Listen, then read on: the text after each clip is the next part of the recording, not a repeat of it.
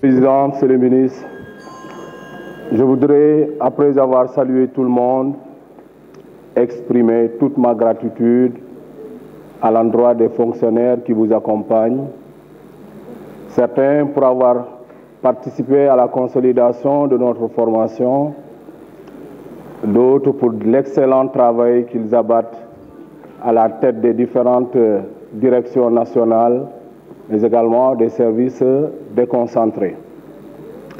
Monsieur le ministre, lors de votre récent passage devant la représentation nationale en commission, on avait relevé le fait que 83% de votre allocation est consacrée au fonctionnement et 17%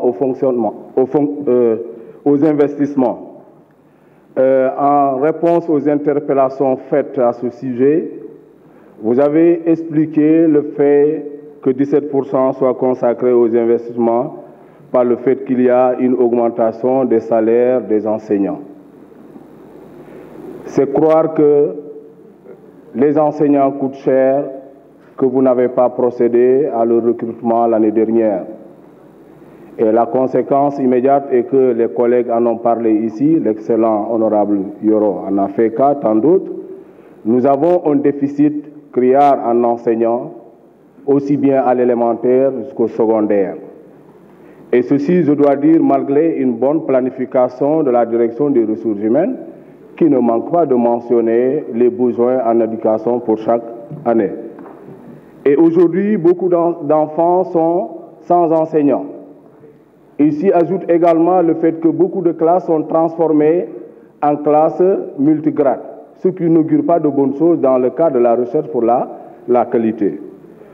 Monsieur le ministre, j'ai envie de vous dire que l'éducation peut-être coûte cher, mais elle n'a pas de prix.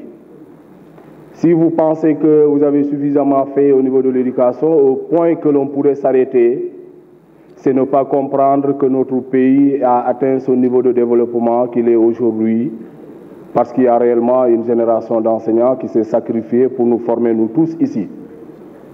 Notre pays a pris son rendez-vous également pour son envol de demain, parce qu'il y a une génération d'enseignants debout qui est là, prêt à prendre en charge son devenir. Donc je crois qu'on ne fera jamais assez pour l'éducation. Monsieur le ministre, je voudrais également revenir sur la question des langues nationales. Malheureusement, le temps n'est pas acquis. Mais là, à ce niveau, il faut se dire que moi, je ne comprends pas la lenteur dans la prise en charge effective des langues nationales au niveau du système éducatif, malgré un excellent travail qui a été fait par l'ONG, par exemple, ARET, dans le cadre aussi bien dans le domaine de langue et communication, ESVS, ainsi de suite. Mais aujourd'hui, ce que je constate, c'est le ministre, le temps est épuisé. C'était 3 minutes.